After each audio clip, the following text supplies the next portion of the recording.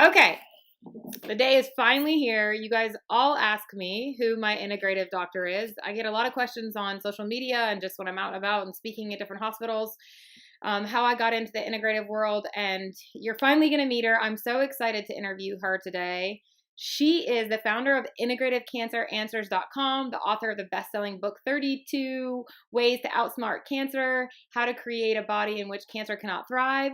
She is a leading edge authority on integrative cancer care, immune enhancement, optimal nutrition, and wellness medicine. She's my integrative doctor from LA, Dr. Nalini Chilkov. Thank you so much for being with us today. So glad to do this with you, Sherry. Yes. Awesome. So we get so many questions from patients. We're going to go through a list and of our most popular questions that we get and have you just describe a little bit, and then we're going to offer them some tools at the end of how they can have access to the same information that I have access to because of you. So thank you so much for everything you've done for me. I think the first thing that we wanted to start with is you just telling us a little bit about yourself, how you got into integrative medicine, and how you started the Outsmart Cancer program. Well, a lot of stories are very personal, and both of my parents were diagnosed with cancer in their 50s. And so that got me interested in cancer, but it made me realize that probably my whole family had genetic risk. And so then I got more interested. Yeah. And so the end of my story is that neither one of my parents died of cancer. They died at 88 and 90 years old. Wow. And although that they got cancer in their 50s, they actually didn't die of that. And so people need to hear that story too. Yeah. But that's where the personal doorway came in. But I already had a practice in integrative medicine. And then when you get a little bit of knowledge in a very high need area, you get more and more people coming to you. And then I had to take a deeper dive. And now most of my practice is devoted to integrative cancer care. And what that really means in my clinic is what's the health side of the equation? So you have your disease experts, you have your oncology team, but do you have a health team? Do you have somebody that's going to actually teach you how to stay healthy while you go through your treatment and stay healthy afterwards and reduce your risk of recurrence? And so that everybody needs the health expert and the disease expert on their team. And there just aren't a lot of resources for that. What should I eat? What supplements can I take? What should I do while I'm going through treatment to stay healthy? All of those things really are important. Yeah, well, you just kind of already answered my next question because that was going to be my follow-up is, can you explain to viewers what integrative medicine is and how to integrate it into their conventional medicine plan? Because I think a huge misconception, I know for me when I speak, is that people want to do integrative medicine or they want to do some holistic things in place of conventional medicine. And you and I have had those conversations about how important it is to have both of them and have a medical team that believes in both and integrate them together. So can you kind of explain that a little bit?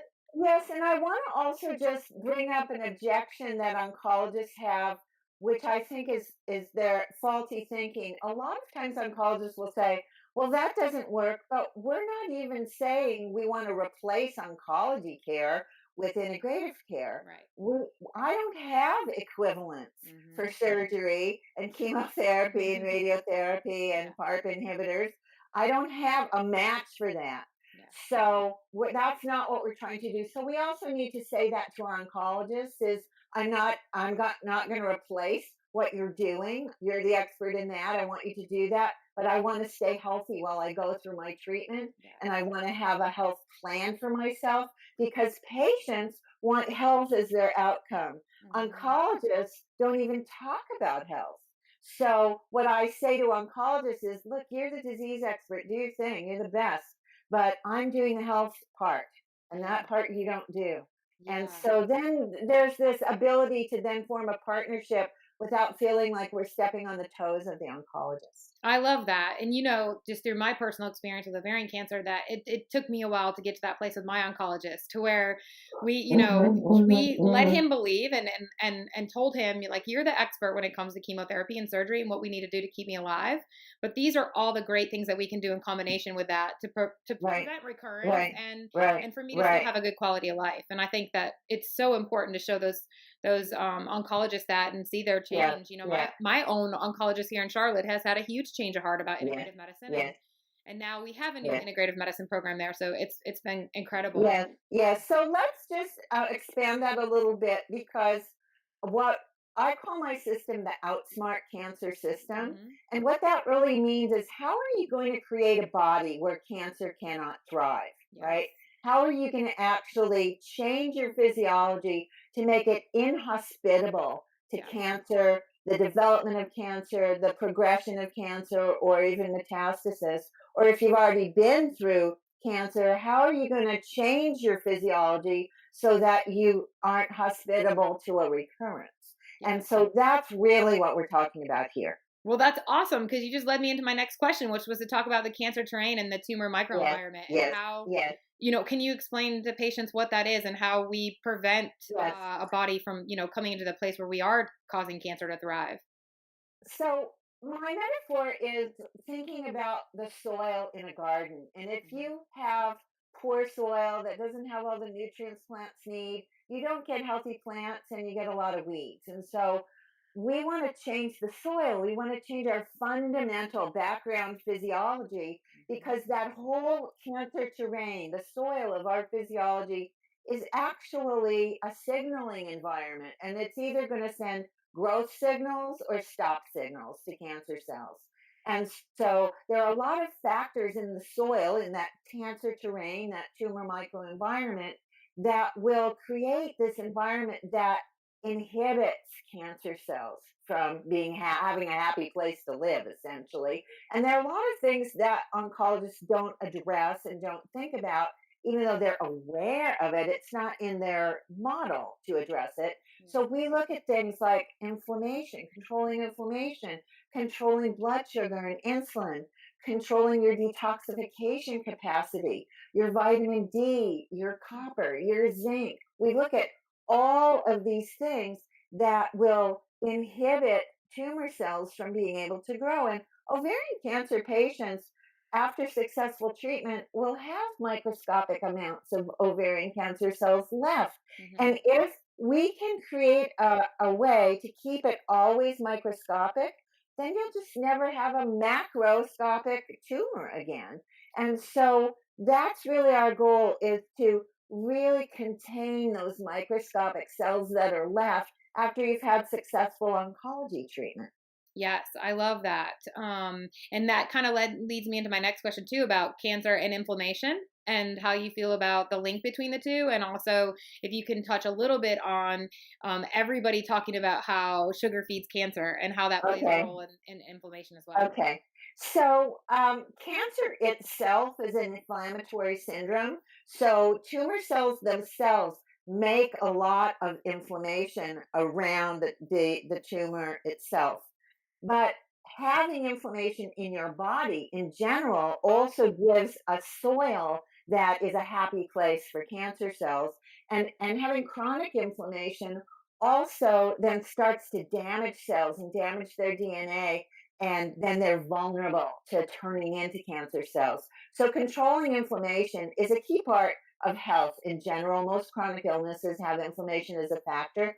Yeah. So the most powerful thing to do and the simplest thing to do is eat an anti-inflammatory diet. Anybody can do that. Yes. And so what that really means is eat more plants, eat less animal-based products, Mhm. eat products that are whole natural foods, organic, no pesticides, no additives, no artificial flavorings and colorings, no artificial sweeteners, no hormones, so that your food is clean. Mhm. And if you eat mostly plants, you decrease the amount of animal fats and proteins in your diet. You don't have to be vegan or vegetarian, but most of your plate needs to be plants and lots of colors. Eat the rainbow. Mhm.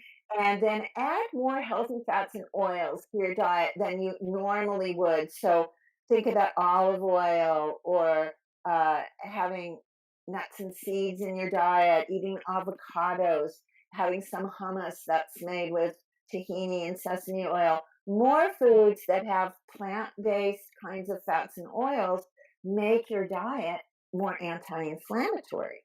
Yeah. And so that's the simplest way to tip your inflammation. Okay. Yeah, I mean, that's great. Obviously, I do all of that. I do get a lot of people that ask me about eating an anti-inflammatory diet and what I eat every day. And so we're going to talk a little bit about that at the end because we're going to share some of your recipes, which is amazing. And I love getting your newsletter because you always have good recipes in there. And I think a Yes, lot of people yes. struggle, just they don't know where to start. They don't know what to eat next. Right, So, right. But let um, me answer your sugar question because I didn't yeah, answer. I was just Okay, all getting to right, that. all The right. sugar, So insulin, yeah, all of that. yeah, so there's a misconception. It's kind of oversimplified that sugar feeds cancer. What's true is that cancer cells have a different metabolism than normal cells. And cancer cells use sugar as their fuel, Hmm. but in order for that sugar fuel to be available to the cancer cell, insulin, the hormone insulin gets triggered every time you eat a sweet, every time you eat a starch, every time you eat a grain, anything that tastes sweet on your tongue, that's the family of carbohydrates. Hmm. Every time you eat anything in that family of foods, the hormone insulin is triggered to get the sugar inside the cell. And so it's actually the insulin that's the growth factor. Yeah. Insulin is the growth factor. So eating a diet that does not trigger insulin is the overarching principle. And that's just basically a low carb, low sweet diet. And is that why the ketogenic diet has been in the news so much and is so popular now that a lot of cancer patients are trying it? Well, there's a lot of confusion about ketogenic diets also. So, what a ketogenic diet is a diet that's extremely low in carbohydrates Hmm. and very high in fats. So, a ketogenic diet is actually not a healthy diet. It's a therapeutic diet. Yeah. And it has its place and it should be done under supervision because you can really get into trouble if you try to do a ketogenic diet on your own. There's a lot of pitfalls and you can Hmm. actually make yourself worse. I've had one patient ended up in the emergency room because Oh my she gosh. unbalanced her electrolytes and got dehydrated by the way she was doing it. Mm. Other people eat too many animal fats and proteins and their cholesterol goes up. So you really need a nutritionist who knows how to guide you Yeah. through a ketogenic diet if you're going to do it. And ketogenic diets are great right before chemo. So you can either fast or do ketogenic diets right around chemo and then Hmm. eat a low carb diet the rest of the time. And I call that the outsmart cancer diet. Yeah. And so that's a safe, healthy diet that's just super low in carbs and higher in fats and oils. But the principle of that, and why there's so much buzz around ketogenic diets, is because it Hmm. drops your insulin. Hmm. And so when the ketogenic diet in its extreme form keeps your blood sugar and your insulin so low that your body starts to use ketones instead of sugar for fuel. And healthy normal cells can use ketones, but cancer cells cannot use ketones. So the ketogenic diet actually starves the tumor cells of the fuel that they need, which is sugar and insulin. Hmm. And so you can accomplish that in a less extreme way Sure. by eating a low carb, low glycemic diet Hmm. that is safer most days of the week. And then you could do a ketogenic diet like 2 days of the week or do fasting 2 days of the week. You could do something like that. Yeah, and I do like intermittent fasting. I know you and I have Right. talked about that where like I eat on like a 16/8 type of schedule. So I fast for 16 hours and then I eat in an 8 hour window. And I Yes, think that's a little yes, more feasible for somebody that has a normal life, yes, that's yes. traveling and yeah. So So, intermittent fasting, there's actually a really fantastic book written for the general public called The Longevity Diet. And it's written by a Dr. Walter Longo, who happens to be here in Los Angeles, where hmm. I live. He's an expert in gerontology, the science of nutrient needs for older people, but also he's an expert in nutrition and cancer. And he really proved the research on intermittent fasting and cancer. And so, what he learned was that if there's a big enough window in every 24-hour cycle where you have no calories, Hmm. so you have a window where you eat and a Yeah. window where you fast. Hmm. And that's the intermittent fasting Hmm. idea. And his study showed that you have to have a minimum of 13 hours between tonight's dinner and tomorrow's breakfast. Yep. And so, or some people like just wait to eat till lunch if they eat late dinners. Most people can do 13 hours. That's not hard to do. Right. The ideal is to do what you're doing, to eat for 8 and fast for 16. Hmm. But almost anybody can do a lifestyle that has that 13-hour window between dinner and breakfast.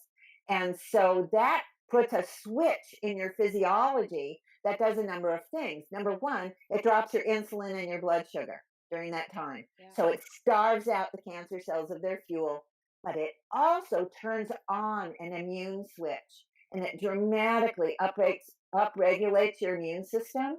So it's a really simple thing to do Yes. and it has a huge impact. So when I talk to people in this context, like, what are the big levers? What are the things you get Hmm. the most mileage out of? We've just talked about two: eat an anti inflammatory diet, drop your insulin and your blood sugar by changing the amount of carbs in your diet, lower the Hmm. carbs, and do intermittent fasting. Anybody can do those things. And by the Any. way, there are two things that don't cost any money. Because That's right. a That's lot of right. people talk That's about right. financially, I can't do integrative medicine. I'm like, Right. yes, you Right. can. Yes. Right. There are That's many right. ways to do it. So That's the right. other thing that I get asked a lot about and I want to talk about is living with cancer as a chronic illness, because Yeah. you and I have talked Yeah. about this, like, Yes. yes, you're probably going to fight ovarian cancer for the rest of Yeah. your life, Yeah. but you can Yeah. still live a really good life. Yeah. So what does Yes. it mean to Yes. be living with cancer as a chronic illness? So there's a large population of people who live with cancer as a chronic illness. And what we really mean by that is, and this is actually more common than people realize, Hmm. is that you'll, and let's just talk about ovarian cancer because that's this Yes. community. Ovarian cancer is a chronic illness. Yes. And if you frame it that way, you'll never feel failed if you get a recurrence, you Right. know? You'll Absolutely. understand I it's love that. that's the nature of the beast and Yep. it's that kind of a cancer. And so what we want to do is have health as Yes. a cancer patient, right? We Yeah. just go back to this. How do we have health? But also, it means that you may be undergoing treatments for long periods of time. Hmm. So you want to have a plan to manage the side effects of your treatments Yes. so that they're really minimized. And I think that you've had the experience that you can be on treatment and feel pretty well most of Yeah. it, And right? live a pretty normal life. I mean, That's yeah. right. That's right. I meet people all the time that are like, but you don't look like you have Right. cancer or you had Right. cancer. I'm like, well, Right. not all cancer patients are bald and That's right. skinny. Some of us That's have right. what we call chronic illness that we live with That's right. forever, but we're That's right. still living a very good life with this That's disease. right. That's right. So what I say to patients when that's kind of a new idea is I say, diabetes is a chronic illness. Yep. High blood pressure is a chronic illness. Hmm. These are things we manage, right? We're not trying to eradicate them. We're trying to manage them so that if you have diabetes, you're a healthy diabetic. If you have high blood pressure, you're a healthy person with high blood pressure. And so it's the same thing. And then I think it kind of shifts this to say, all right, what's the plan to manage this? Yep. Instead of the sort of kind of cowboy approach of we're going to blast it and try and get rid of the whole thing. We know that that doesn't really work with ovarian cancer. Right. So the goal is always to reduce your tumor burden to microscopic. Hmm. And then oncologists don't really talk to patients about the fact that there's still some microscopic cells there. And so then the patient doesn't realize they need to do something about that. Exactly. And my whole point, and you've had this experience, is you could take control of that reality Yep. because all your doctor is going to do is wait Yep. and They're gonna send monitor you you. home. Yep. And then you can feel empowered and change the trajectory of your journey Yes. by implementing these principles that change the cancer terrain. And then you just slow down that whole process, and either those microscopic cells never do anything, or if they do something, it's small, and we catch it when it's a blip on the screen instead of a big forest fire. Like mine, I mean, I did have a recurrence a year and 3 months afterwards, but it was very small and Mhm, contained, and mhm, my doctor was mhm, shocked. He said, I only have mhm. 5 patients out of thousands that have had localized recurrences where we could go That's in, do right. surgery, get it out, That's do right. six That's months of right. chemotherapy, and go on with your life, which is That's right. amazing. And it Yes, was, it is. for me, it was justification or maybe validation that what I was doing was the right thing, which was your protocol and following what you had told me to do. Well, let me tell you a couple of ovarian cancer patient stories because I want to give people an image to think about for themselves, right? Yes. I right? love that. So you can go through the really tough treatment that ovarian cancer treatment is.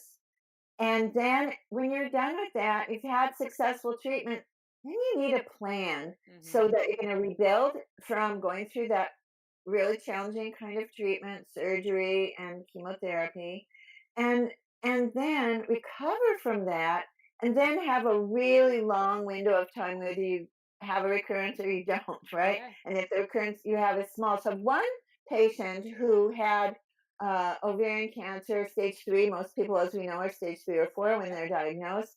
And she went through conventional treatment with my support.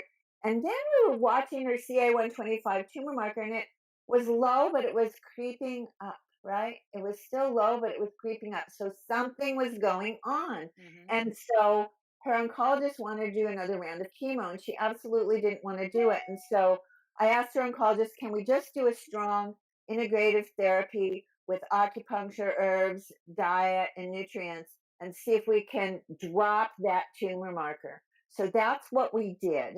And her tumor marker went, I think it was around 15, which is not abnormal, but it kept creeping up every Yeah. month. And it dropped down to 5, and it never, ever went above that. That was over 10 years ago. Wow.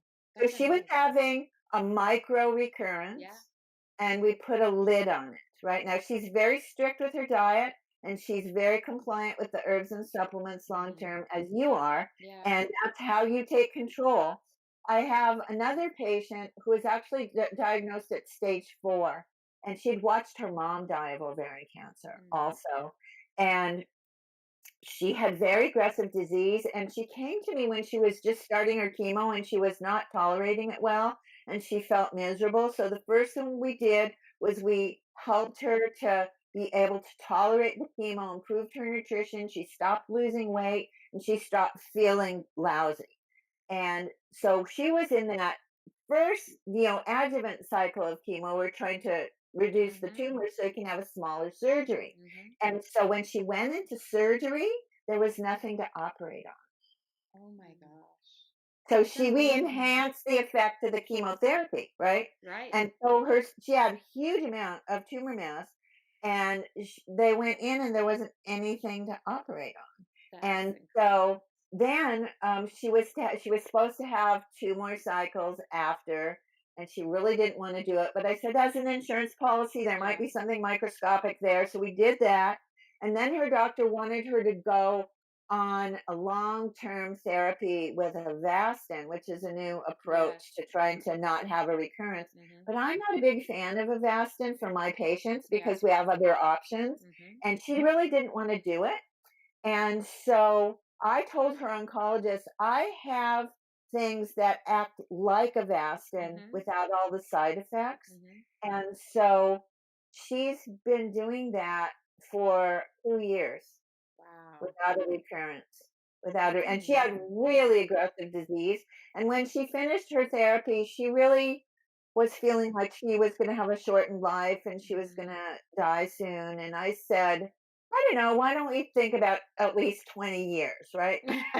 so, and so she had to work up to that. And the longer she went without having a recurrence, so she's getting married next month. She's actually Aw. planning her future. That's amazing. Yeah, It's gotta be yeah. such an amazing feeling for you too to bring people hope like that. I love that. Yeah, That's yeah, awesome. it's really important to know it's possible because then as a patient, you can visualize that for yourself. Right. But I think what we have to emphasize to everyone who's listening, as a patient, if you want to be an outlier and have these kinds of stories, you have to be really engaged and take full Mhm. responsibility for your health and Amen. really make changes and really take the reins and take control. And if you don't do that, my experience as a clinician, the people that do it completely, every hard thing I ask you to do, Mhm. you're the outliers, Yep. definitely. People do it halfway and they get the halfway results. So Yeah. you have to be all in, and ovarian cancer is sufficiently challenging. You have to be all in. You Yeah, know, it is. you Well, really, and we know it's aggressive too, right? Compared to other cancers. So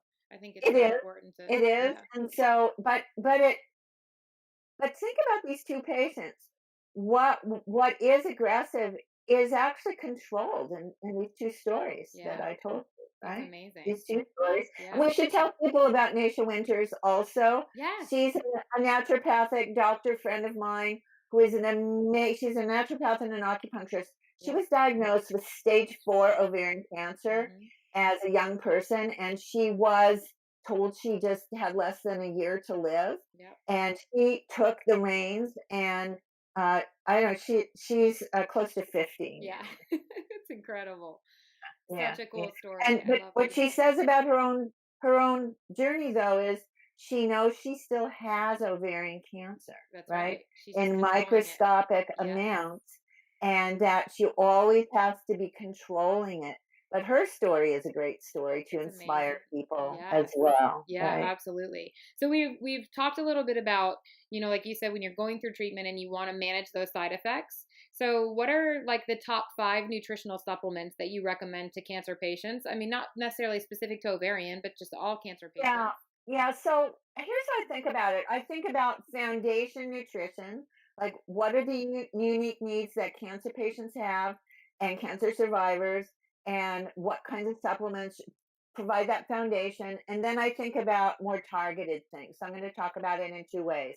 So foundation supplements, you need a good multi, but you need a multi that's designed for cancer patients. Mhm. And so you want that multi to be copper free and iron free.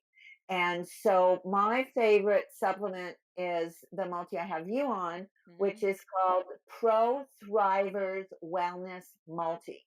And you take one twice a day. And I'll just say that we're going to give everyone in your community access to the supplements my patients get access to by giving you a link, which will be published on your website. So awesome. Thank So you. there's that multi, and it's a fantastic multi. It was actually designed by a naturopathic oncologist friend of mine who is a breast cancer survivor herself. Great. Then we want to have a good probiotic because having a healthy gut microbiome, a healthy gut ecology is part of Mhm. normal immunity and inflammation control. And so, my favorite company is Claire, Klaire, and they have a really nice broad spectrum probiotic that's called Therabiotic Complete. But Mhm. you also want to get probiotics by eating a fermented food in your diet. Yep. So, you want to eat things like sauerkraut and kimchi, fermented vegetables. You can drink kombucha if it's not full of sugar. You can have a little bit of yogurt or kefir. You just need a little bit, just Yep. like as a condiment. And so if you eat a variety of fermented foods, then you will have some healthy bacteria in your gut every Mhm. single day. Then you want to do some omega-3 fatty acids. That's your omega-3 fish oils, the EPA and DHA. Mhm. You want to make sure you pick a brand that's not contaminated, and you want to have about 2,000 milligrams a day. So in the retail market, Nordic Naturals is a pretty good brand. And in the professional lines, which we're going to give your community access to, I really like Designs for Health has Omega Veil Mhm. TT, and you take one of those twice a day. And that's really high quality, not contaminated in the natural form. Mhm. And then we always want to think about bone minerals. If you are in a low estrogen physiology because you don't have your ovaries, then you need to take care of your bone health. But you want to look for bone minerals that don't have copper in them. Copper is a growth signal to cancer cells, so our multi's copper free, and our bone minerals are copper free. And a really nice formula is made by Design for Health. It's called OsteoBen, Mhm. and you take two twice a day of that. And then we want to put vitamin D Mhm. into our protocol because vitamin D not only does it protect your bones and your brain and your blood vessels, but it has anti-tumor activity. And so do the fish oils.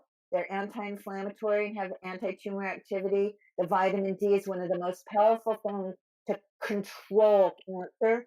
And Yeah. so about 2 to 5,000 units a day. Mhm. And you have to really have somebody check your blood levels of vitamin D to make sure you're taking the right dose. Some of my patients take higher doses. You want your blood level of vitamin D to about 75. Which is so So interesting because mine was around like 43 not too long ago, and you kind of beefed mine up a little bit, and now it's at 80. which is Yeah, yeah, amazing. so that's that window is where you get cancer control Sure. and cancer protection, Hmm. and so, you really have to measure your blood because everybody utilizes vitamin D at a different rate. Hmm. So, vitamin D, Synergy by Designs for Health is 2,000 milligrams, and vitamin D Supreme is 5,000 milligrams, and those are super high quality. They both have a little bit of vitamin K in them, which protects your bones and has some anti-cancer activity as well. So that's nice. There are other companies that make formulas like that, but this is a really reliable company that has no contaminants, very high quality products. Well, thank you. That was a lot of information. Yeah, Okay, I yeah, just have one more question for you, and then we'll let you go because I know you're probably busy and enjoying some time at home today. But what accounts for the explosion in cancer rates? I don't think we meet anyone nowadays that doesn't know somebody that has cancer. Why? right, Why I right. get asked this all the time when I speak at Yeah, places. Everybody yes, wants to know yes. you were so healthy. How did you get cancer? And That's I right. think there, That's I right. know how I feel, and that I think it's a combination of things. But I'd like to see what your thoughts are on it, how you feel about it. So if somebody asks me the question, what are the top three reasons that there's so much cancer? Hmm. My answer is environment, environment, environment. So we live in a toxic, World. chemical laden Yes. environment Yes. that is interacting with our physiology that we're not designed to live in an environment with so many chemicals. Mm-mm. So our food is adulterated. Our food has hormones in it. Pesticides and herbicides transform your immunity and the way your cells work normally. So, the most powerful thing to do is take as many chemicals out of your life as you can. Mhm. The most powerful way to do that is get rid of packaged food Yep. and eat whole, unprocessed, natural foods. The minute you do that, you lower your toxic burden. But then you want to go through your house, every room in your house. Are you using body care products and Mhm. cosmetics that have parabens and Mhm. artificial scents and artificial uh, colorings in them? And are you using things in your garden that are toxic? Are the cleaning supplies you're using toxic? So you can actually quickly get a lot of toxins out of your environment. You want to make sure you're drinking clean water, right? Mhm. That's been filtered and doesn't have chemicals in it. So it's not too hard to do that. So I always just say, walk through every room in your house and your garden and Yep. ask yourself if you're using chemicals. The minute you do that, if you have children, you've just saved them chemical exposures for their Yep. whole life. And Yeah. so that's really important. When you have little bodies in your house and they're in the same environment you are, the exposure is exponentially higher because their bodies are so small. And Sure. so kids get much more, and so do our animals. Yep. And so we just protect everyone we love by cleaning up the environment. And And yeah. And I think it's so easy too to make like your own at home cleaning supplies. Like we use, essential oils and vinegar, like such a simple way to clean your you countertops can and do that. You yeah, can do that. Now there's plenty of companies that that are are good. And making let's mention the Environmental Working Group website, yes. ewg.org. Yep. You can look up almost any product on there. And then they have a sister site called the Cosmetics Database. And Ooh. let's say you're looking for a sunscreen for yourself or your child. You can look on that site and find one that is safe. And they have a red to green kind of a rating system. So just look for the green products. Once you know the companies that are devoted to those kind of clean products, you know what companies to buy, Yep, exactly. right? So I'll just say one more thing about that. So the environment is the big contributor, but there's a perfect storm between genetics and environment that can lead to the development of cancer. And so there are clinicians like myself that you can look at your genetics also and see what makes you vulnerable. So let's say you have detoxification genes that don't work so well, and we live in this toxic environment. So you can figure out how to make your physiology more efficient. Usually that's just B vitamins. But Mhm. if you don't know you have that inefficiency, you don't know you're vulnerable. Yep. And so there are ways to find that out and then just do simple things that protect you from the genetics that you got being less prepared for this environment we all live in. So it's so helpful. Thank you so much for Yeah, saying that. yeah, yeah, So I think we're gonna share some of your recipes. They can also go to your website, Integrative yeah, Cancer yeah. Answers, and they can get sign up for your newsletter. And then, how can our listeners learn more about your Outsmart Cancer program? So, my free website with lots of resources for patients and family whose lives have been touched by cancer is integrativecanceranswers.com. And I know you'll put that link on. Yep. And if you want to get this free download, I made this little recipe book called 13 Amazing Salads. And so it's integrativecanteranswers.com/salads. Mm-hmm.